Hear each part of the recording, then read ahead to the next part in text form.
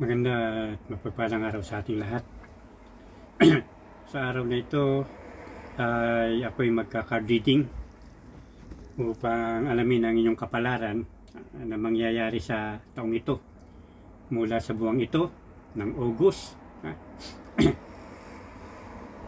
hanggang katapusan ng December 31st ng taong ito. Kayo ang pipili ng baraha. Isa lang pipiliin nyo at babasahin ko. Kaya mag-concentrate kayo at hilingin nyo na mapili nyo ay magandang baraha na mabasa ko sa inyo. Ako'y magbabasa lang. Sasabihin ko lang ang mensahe ng barahang napili nyo. Isa lang Kinalaman ito sa relasyon ng pag-ibig, sa kalusugan, sa pera, sa hanap buhay, karir, o negosyo. Simulan na natin. Concentrate kayo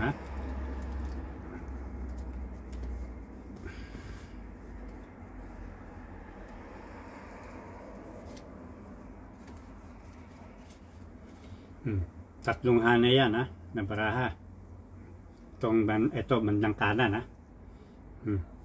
Mag-concentrate kayo. Pumili na. Kapili na ba kayo? Sige. Ang baraha ay dalawa lang ang kulay o suit, isang pula at isang itim. Sa akin ang barahang maswerte ay itim. Kung sa iba pula, sa akin itim. At yung pula yun yung hindi maswerte, kabalagtaran ng itim. Nakapili na kayo. Kung ito ang inyong napili, ito ay 10 of Diamonds, kulay pula. Kaya hindi magandang barahang ito. Hindi maswerte. Ito ay 10. May kinalaman sa career, sa hanap buhay, sa pagninegosyo. Kung sa kasalukuyan may negosyo kayo, kayong mga nagninegosyo, ang negosyo nyo, ay makakaranas ng hindi maganda. Hihina o babaksak ang negosyo nyo. Kaya binababala na kayo. Kung mag-i-invest kayo, magninegosyo pa lang, hindi ito ang panahon. Pagpaliban nyo. Maring next year, gumanda ang barahang mabasa ko sa inyo. Sa trabaho, kung inaasahan nyo na kayo ma-increase ng sweldo, hindi itong taon na ito. Kung ma-promote, hindi rin. Kung balak mong mag-abroad, hindi rin. Kaya kung ikaw ay mag-abroad, ipagpaliban mo muna. Kasi kung matuloy ka man, kasi sabi hindi matutuloy, pero halimbawa matuloy, hindi maganda sasapitin mo. Sabihin mapahama ka doon sa pupuntahan mo. Maaring, hindi maganda yung lugar o hindi maganda yung kumpanya o amo na pagtatrabaho mo. Baka mapahamak ka o hindi, baka talagang mapapahamak ka. Kaya nga binabalaan ka nito ng barahan na napili mo. Sino ka man, babae ka man, lalaki, bakla o tomboy,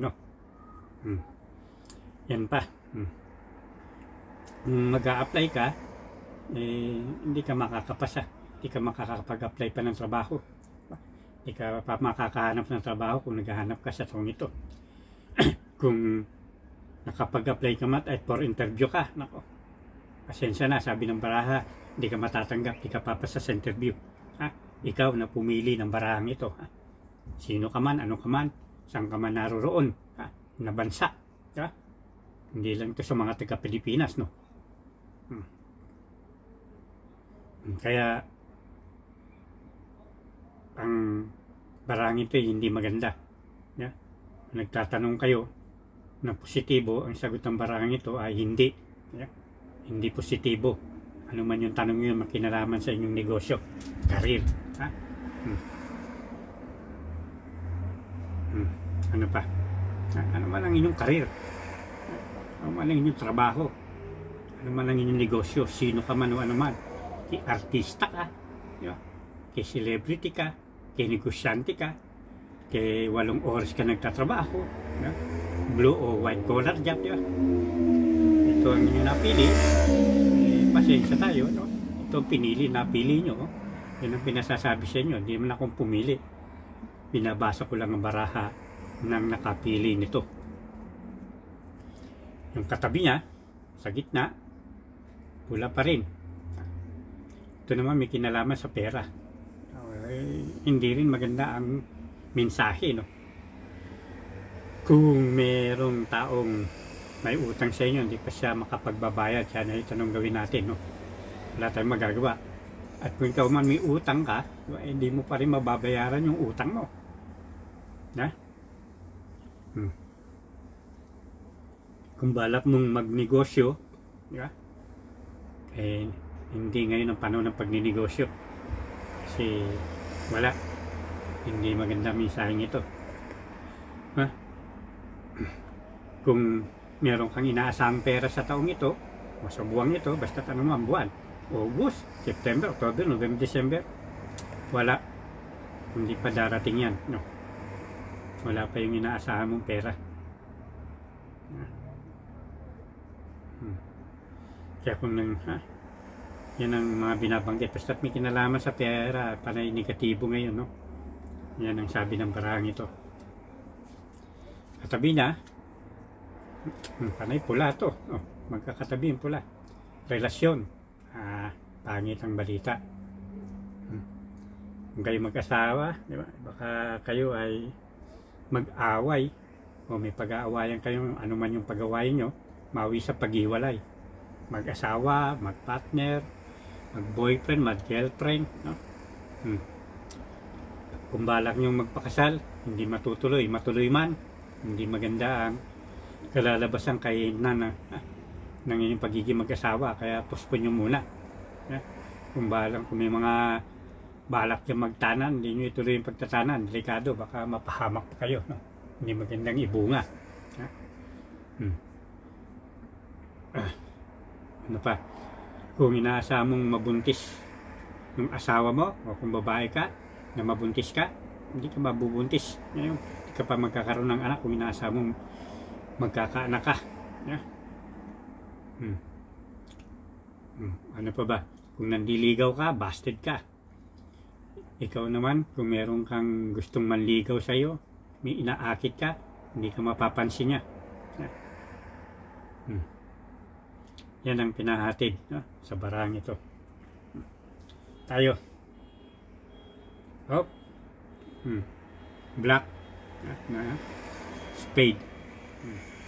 Ace of spade, no? O, kabaliktaran ng sinabi ko dun sa Ace of heart. Maganda ito.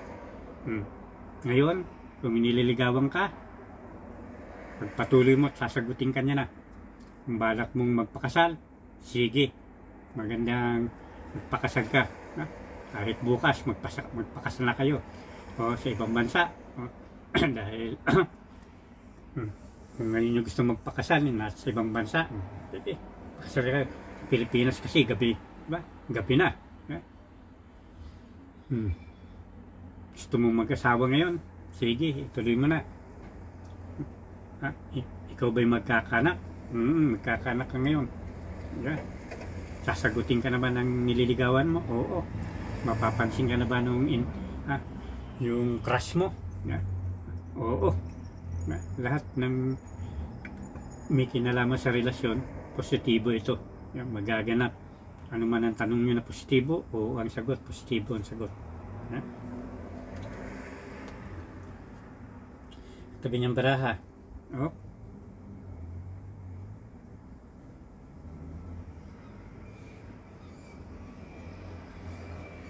Kalusugan. Hindi maganda. Kung ikaw walang sakit, magkakaroon ka ng sakit. At baka malubang sakit pa. Kaya mag-ingat. Maaaring ang sakit mo ay maging natural man yan o spiritual na sakit. Spiritual na sakit. Gawa ng mangkukulam, mangbabarang, o kaya ng mga elemento na hindi nakikita. Baka ikaw ay ma-hospital pa. Kaya binababalan to. Kaya may grabe sakit na, delikado. baka ah, sumakabilang buhay ka na, ano. Hindi kita tinatakot, pero kung ito ang napili nyo, yan ang binabanggit yan, paninegatibo yan, na may kinalaman sa kalusugan. Kaya magpasuri kayo, lalo kung meron kayo nararamdamang kakaiba, patingin na kayo sa doktor. Doktor muna na medical. Ngayon kung walang ma-diagnose, di ba? Sakit niya spiritual yan. Pumunta kayo sa healer na katulad ko, no? Para magamot kayo. Kasi minsan may nadadiagnose pero kahit binigyan na ng gamot, hindi pa rin gumagaling kasi yung sakit niya may kasamang spiritual, no? Sinasabay ng spiritual para hindi malaman na siya ay kinukulam, binabarang, ginagayuma, ginagawa ng masama, sinusumpa o ano pa man, no? Kaya pinag-iingat. Ang hatid nito ay hindi maganda ayon sa barahang ito na may kinalaman niya sa inyong kalusugan. Mag-ingat. Physical, spiritual, mental, emotional, na kalusugan. Sabi niya, kabaliktaran naman, no, itong binanggit ko. Sabi ko nga, maswerte ito. Kung meron kang masakit, may sakit na maluba, malulunasan pa. Gagaling ka na. Di ba? Kung wala kang sakit, ibig sabihin, maganda ang iyong kalusugan. Hanggang sa taong ito, magandang kalusugan mo, no? Hindi ko alam lang sa papasok na taong 2026. Pero sa ngayon, maganda sinasabi. Sa iyong kalusugan. Kaya kung may mga sakit ka, yan gagaling. Natural man o spiritual, malalagpasan mo yan. Kung ano man yung iniinda mo sa iyong katawan.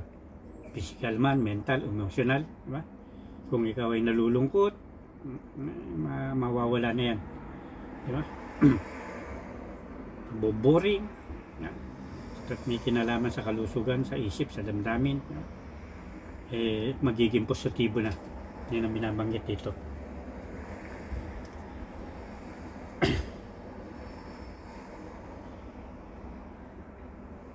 Ito naman.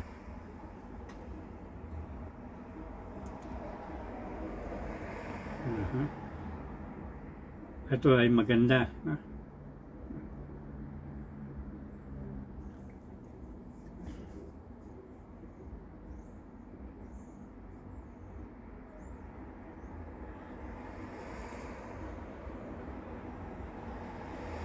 Itim na baraha, maganda sinasabi nito.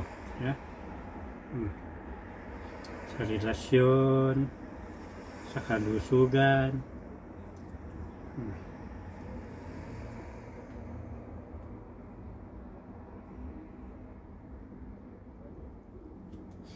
Ito ay may kinalaman sa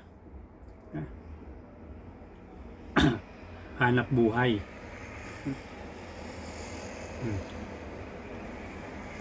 Sa negosyo. Kung gusto mo mag-abroad, ito panahon ng pag-abroad, di ba? Ito ang panahon para mag-apply ka ng trabaho, makakapasa ka sa interview, makakapag-abroad ka, mai-increasean ka ng sahod, mapopromote ka, ang negosyo mo, di ba? Ay kung mahina, lalakas ngayon, kung malakas, lalo pang lalakas, di ba? Lalo pang magiging matagumpay, di ba? Ano man ang iyong karir, di ba? Magiging matagumpay, di ba? Yan ang sinasabi dito, sa barahang ito. At sa muli, kung may kinalaman sa pera, merong perang darating sa iyo, hindi naasahan mo man o hindi naasahan. Kung may utang ka, mababayaran mo na. Kung may utang sa iyo, magbabayad na. Kung gusto mo mag-invest, pwede ka na mag-invest. Saan ka man mag-invest, magiging matagumpay. Kaya sa susunod, ang muli kong pagbabasa ng baraha ay sa January na, January 1st, sa bagong taon. Yan ay mula January 1st hanggang December 31st. Kung ba't ngayon lang ako nagbasa ng card reading, ngayon lang merong nagbulong sa akin na gawin ko ang pagka-card reading, no? Sige, hanggang sa muli, mag-like, mag-comment, kung may tanong kayo, magtanong, i-share ang video ko sa kanino man, mahal nyo sa buhay, kamag-anak, kaibigan, di ba? O hanggang sa muli. Ito si Sadam Aglaon, si MS Nel, si Anson Santa Maria, si El Novelos Guerrero. Sige, magandang araw sa inyo at mapagpalang hapon. Hapon na kasi dito. Sige.